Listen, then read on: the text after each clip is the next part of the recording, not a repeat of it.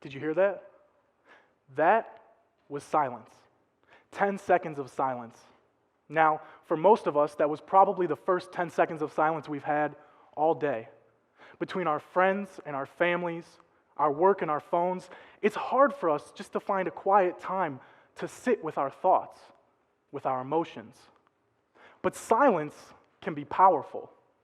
It's the pregnant air before a new idea is born. And the greatest strength that silence possesses is its ability to make people listen. But I'll get back to silence. My name is Regis Coustillac. I'm a poet currently attending Kent State University.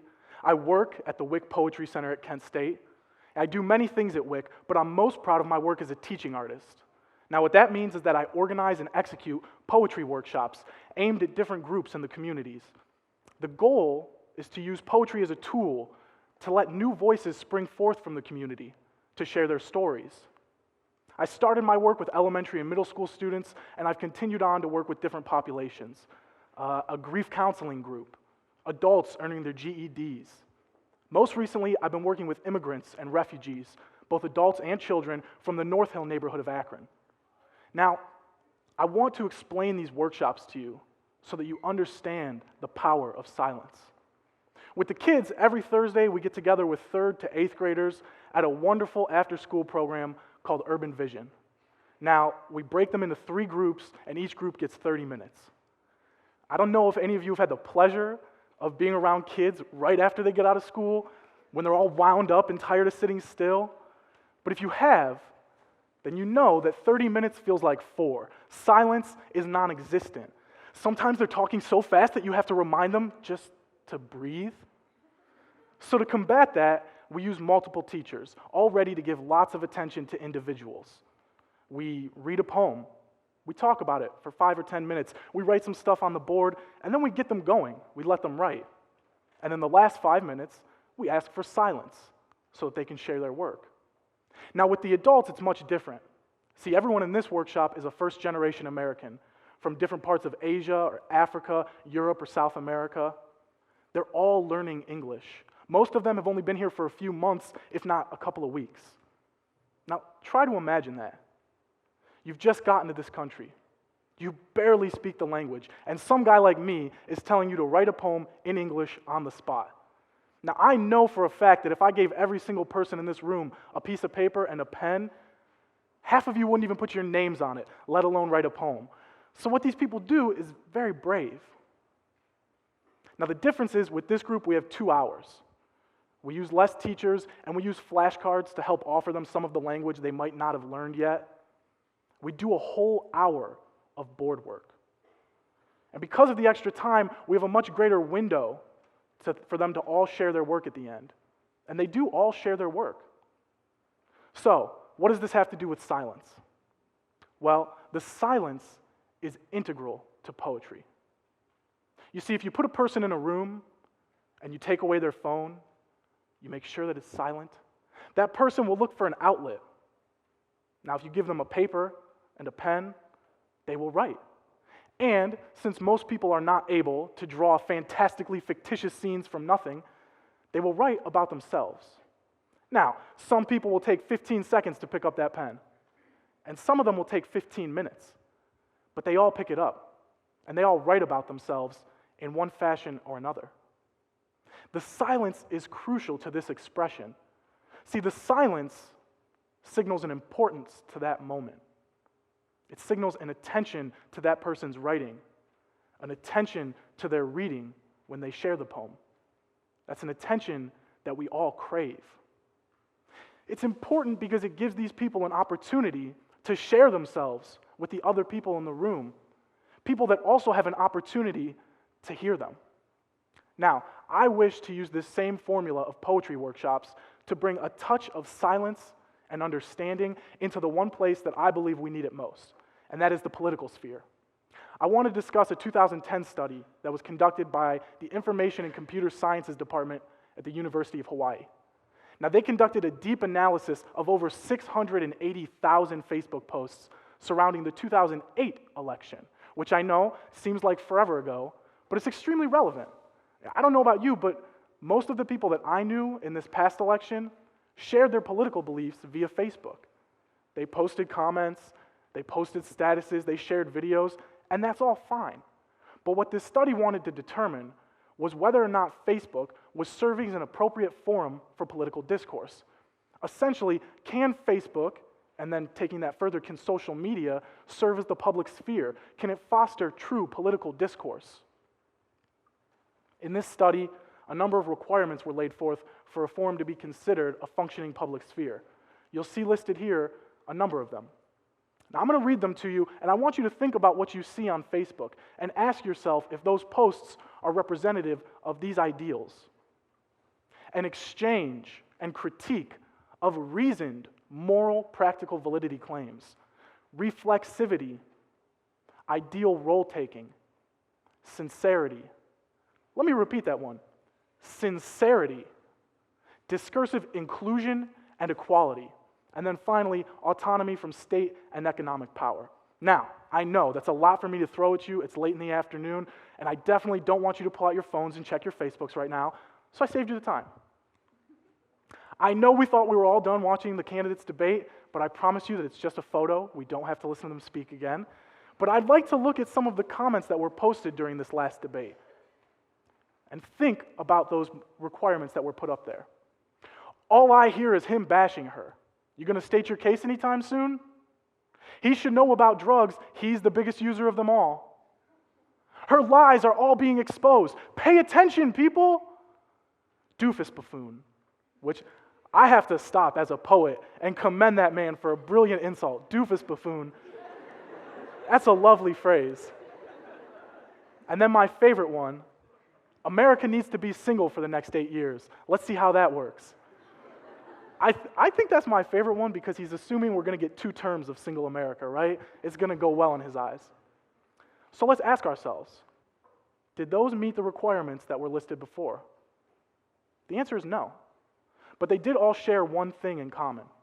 They're all focused on a candidate, not on anything of substance. There's no discussion of political issues, of personal beliefs, which I understand because a discussion involving personal beliefs can be a dangerous one. But we've gotten to the point where our presidential elections have become a beauty contest. We talk about our candidates the same way we discuss the contestants on The Bachelor each week. I mean, really, it's becoming frightening to me. And the study showed results that supported this. It found basically that the loudest voice is heard, that the person willing to spend the most time typing has the greatest sway. It showed that just over 60% of the pronouns used on Facebook were external rather than internal, meaning that people aren't posting about themselves. They're making statements and oftentimes assumptions about other people. But mostly it showed that most people simply don't post enough on Facebook to be considered taking part in any form of political dialogue. And what's most important to me is that the internet, for all of its wonders, offers us no silence in which to consider what we've read. There's no pause, no silence in which to contemplate. The information is endless. The comments never stop. Now, let me put those public sphere requirements back up there while I describe to you what a political poetry workshop looks like. And you can tell me if I'm achieving true discourse. When we begin, everyone in the room puts their phones in a basket. There will be no distractions. There will be no fear of public online humiliation. Then we go around and introduce ourselves. We put a name to every single strange face. Next, the mediator would introduce a political issue. Now, this can take the form of a photograph, a news article, or a simple topic. But then a poem written by the mediator about that issue will be read aloud. Now, this is an important part of the process. Because if I don't prove to them that I can write a poem that is at the same time honest, innocent, and personal, without attacking anyone specifically, then I have no credibility. They won't believe that they can do the same. See, I must be willing to offer a piece of my heart to them before they will offer me a piece of theirs. Instead of discussing the political issue itself, we'll discuss the poem and what lines stood out to us and why they stood out. We'll discuss the importance of honesty and vulnerability. This diffuses the tension that's in the room. Then, we use common writing techniques. We use word trees, which serve as a cheat sheet for language when people get stuck. We do group poems, which foster cooperation and prove that anybody can write a poem. We use provocative questions to foster inclusion, because some people don't feel that they can write a line of poetry, but they can answer a question if I ask them one. Then comes the first bit of silence, 30 minutes of it. Now, I saw the way that you all squirmed when I forced you to endure just 10 seconds of silence. Well, during 30 minutes of silence, a wonderful thing happens. See, the mind wanders. It ponders and pounces on different thoughts. Even those who are hesitant to write pick up the pen because why not? They realize that nobody is there to criticize them. We are all feeling that same awkward hesitation as they are. This is not Facebook in which the first thought fired out represents the thinker. No, 30 minutes is enough time to say what you mean. Then the mediator walks around to check progress and help flesh out the poems more fully, to offer the participants more questions or point out a stream of thought worth following. Then, at the end of the 30 minutes, we share our poems. And each poem is preceded by that touch of silence, by that pregnant air before a new idea is born. And from each person's mouth, a new idea is born. It's shared with the other people in that room. And what follows the poem? Yeah, silence, so that it has room to grow in other people's hearts. No comments, no applause, simply the next reader. And when everybody has read, we go home.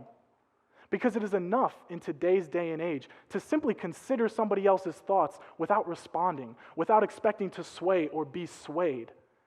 We just need to make sure that we're all being heard, and not just by the people who agree with us, but by the people who disagree with us, in order to respect that right that we all cherish, the right to have an opinion, the right to be an individual.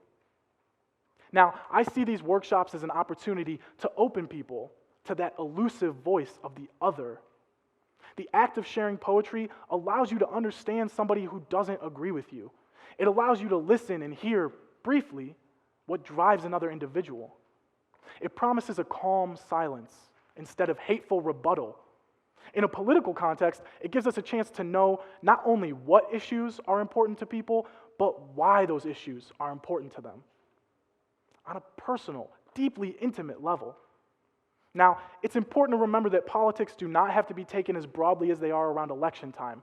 In fact, I think it's more effective to center these around singular issues, around smaller groups before expanding to larger ones. And I know what I'm recommending right now is a bit of a culture shift, but I think it's time for that. I would love to see us start this right here at Kent State so that we can begin to repair relationships on a local level, so that we can shift the perceptions of other people that we all carry with us. Perceptions which influence national politics. I imagine these workshops taking place between the campus police and the student body, between administration and faculty, between students of different races, different genders and ethnicities and religions, between Democrats and Republicans. I see these poetry workshops as a way to diffuse existing tension and encourage true cooperation in our community.